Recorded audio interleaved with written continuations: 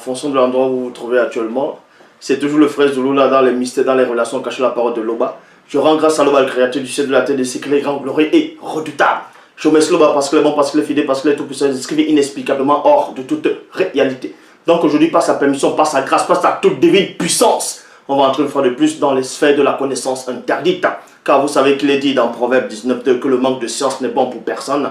Et dans Proverbe 25.2, la gloire de l'homme est de cacher des choses et la gloire des rois est de sonder des choses. Néanmoins, il est dit dans Jérémie 33.3, de moi je te relèverai des choses cachées, des choses que tu ne sais pas. Et dans Jean 3.11, nous disons ce que nous savons et l'on rend témoignage de ce qu'on a vu. Également dans Jean 8.32, vous connaîtrez la vérité fera de vous des hommes libres. Ici, nous allons parler d'un phénomène, d'un sujet un peu particulier. Nous allons parler de ce faux Jésus-Christ que beaucoup de personnes adhèrent et adorent actuellement un peu partout dans le monde entier. Donc, beaucoup de ceux qui sont autoproclamés pasteurs, révérends, bishop, maréchal, apôtres, diacres, prophétesses, parlent beaucoup de ce Jésus. Et j'ai démontré déjà que ce Jésus-Christ-là n'a pas lieu d'être.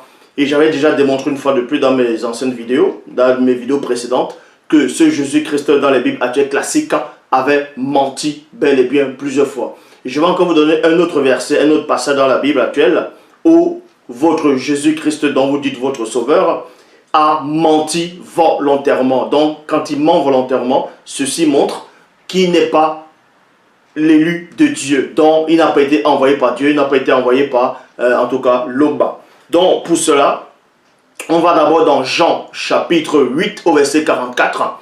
Vous pouvez vérifier ce passage, vous pouvez vérifier, parce que dans Jean 3.11, il est dit, nous disons ce que nous savons, et l'on rend témoignage de ce qu'on a vu, comme j'ai dit au début.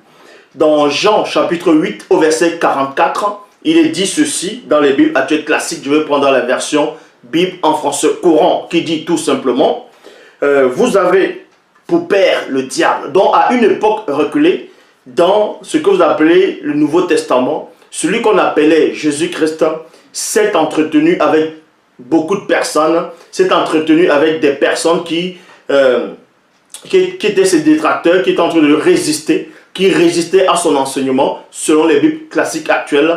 Et durant la conversation, pendant qu'il était en train de s'entretenir avec ces gens, voici ce qui a été dit dans cette conversation.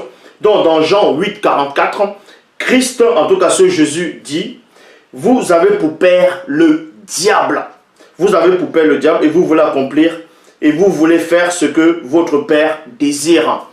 Donc Christ ici a dit à ces gens ici que ces gens voulaient accomplir ce que les pères faisaient. Donc les pères c'était le diable. Et il y a point ici. Et la suite dit ceci, il a été meurtrier. Il c'est qui? C'est le diable, c'est Satan. Donc c'est Christ qui dit ici que Satan a été meurtrier dès le commencement. Point. Il ne s'est jamais tenu dans la vérité.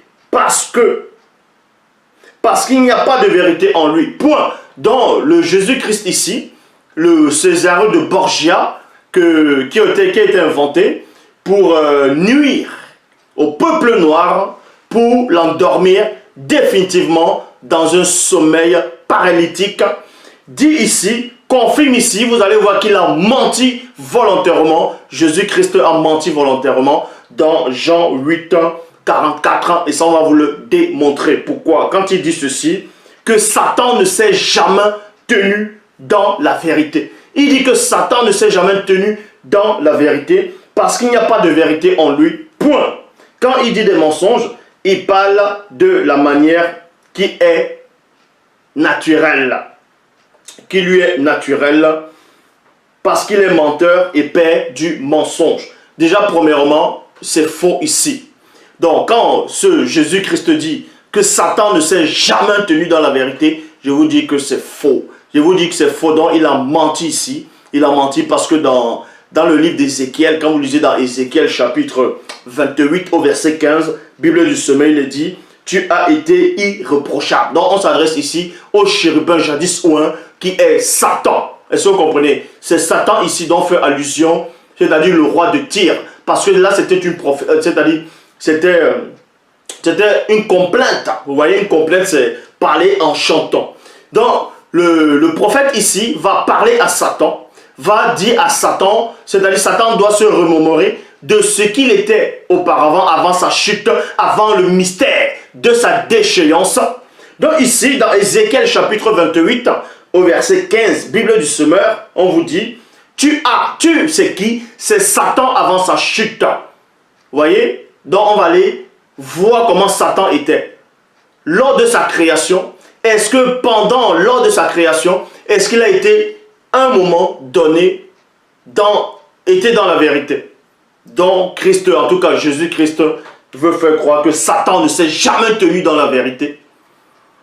Donc que depuis le commencement, il était un meurtrier, il était un menteur, il était un assassin, dans d'autres versions, ainsi de suite.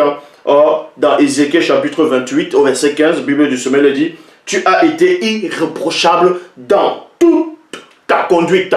Donc, on dit ici de Satan, avant sa chute, qu'il a été irréprochable dans toutes ses voies, dans tout ce qu'il a entrepris.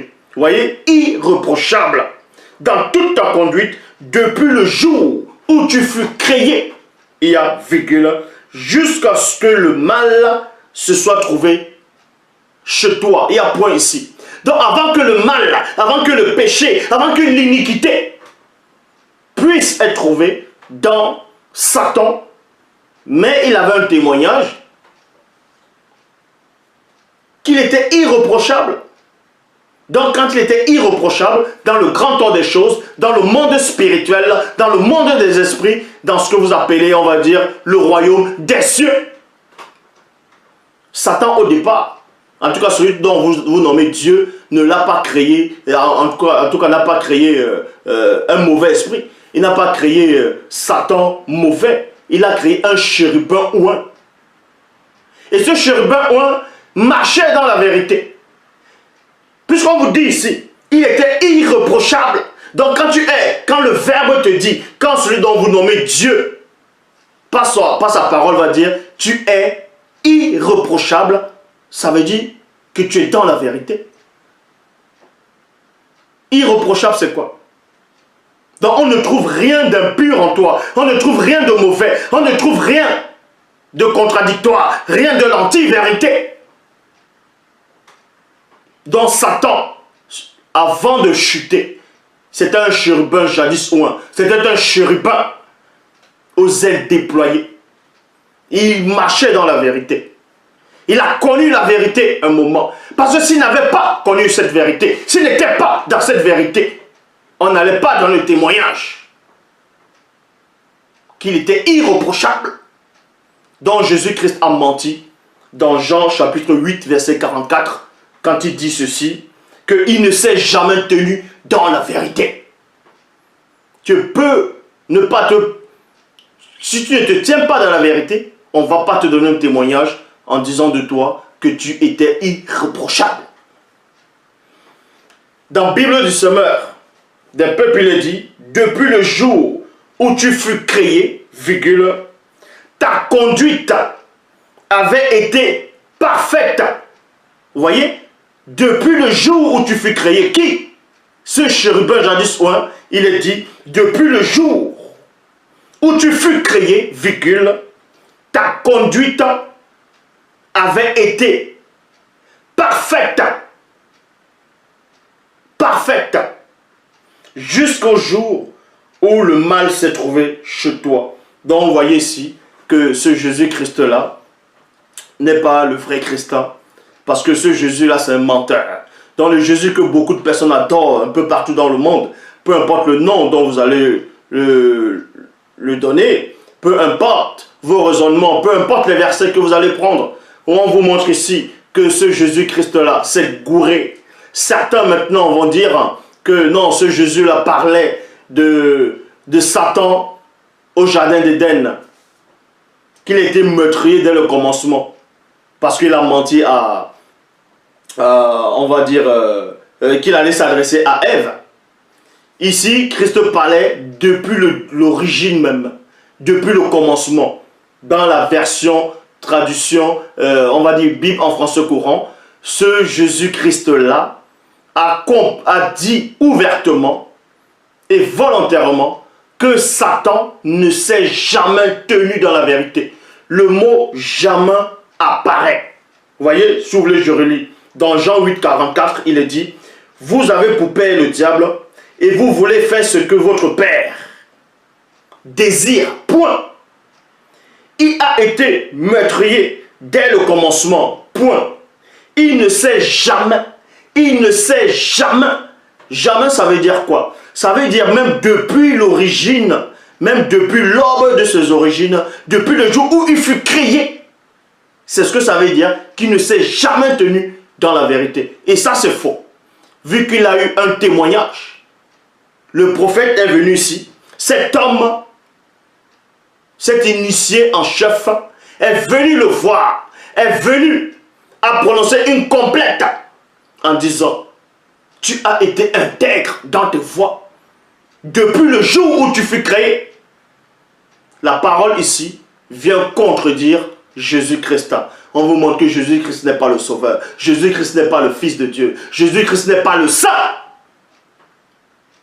Donc, vous imaginez, votre foi, elle est basée dans c'est-à-dire dans le mensonge, dans l'anti-vérité.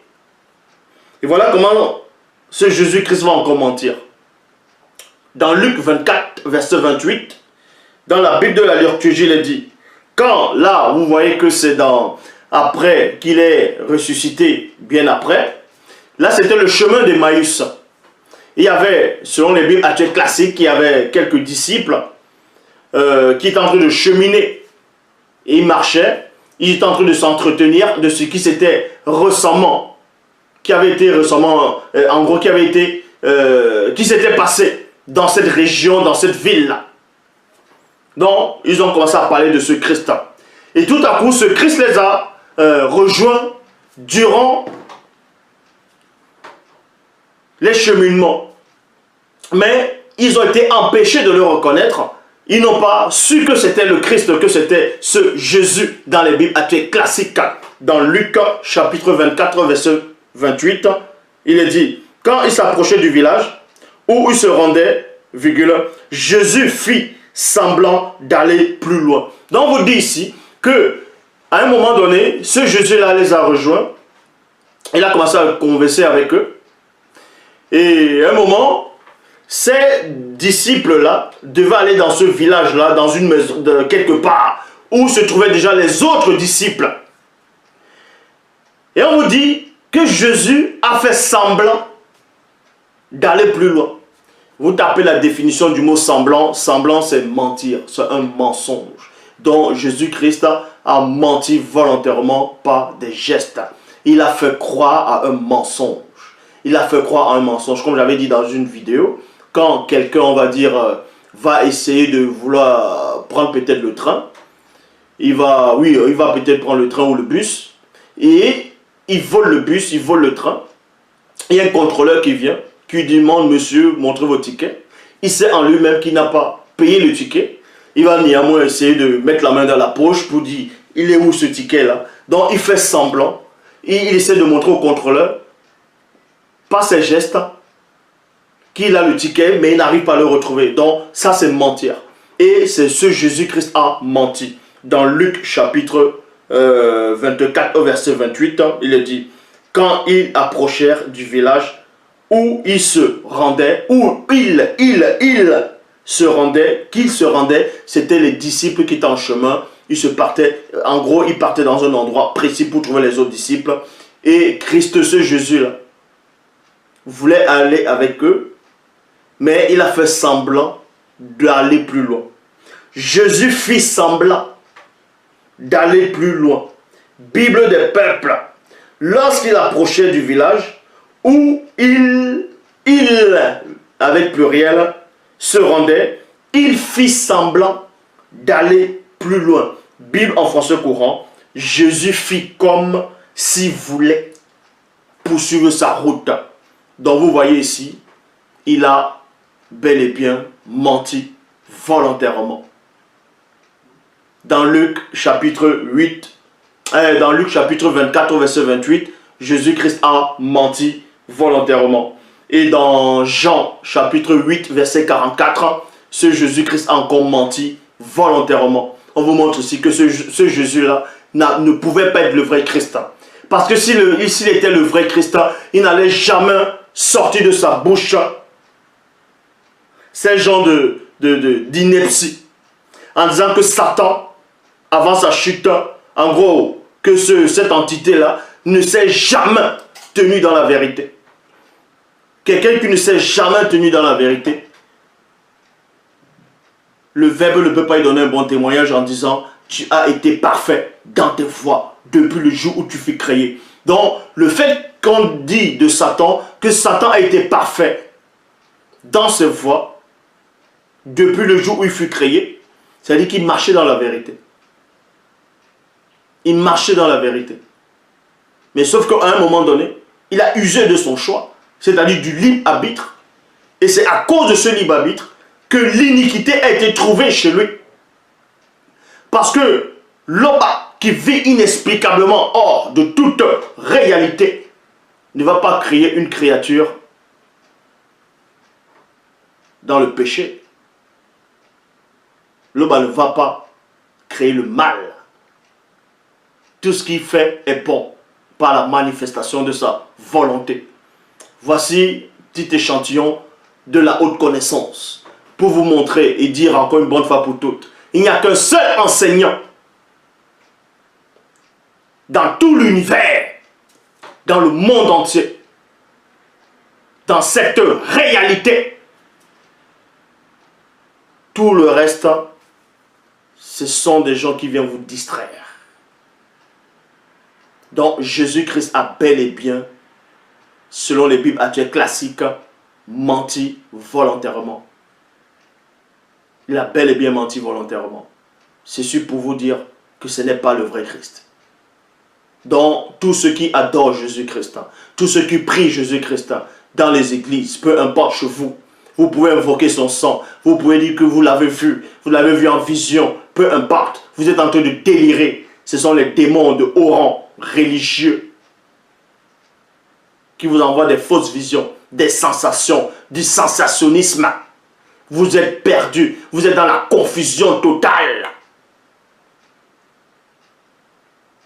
Il n'y a qu'un seul chemin, une seule vérité, une seule route. Et cette route-là, elle est en face de vous. C'est celui qui est en face de vous. En dehors de celui qui est en face de vous, il n'y a pas de salut. C'est ainsi et c'est pas autrement.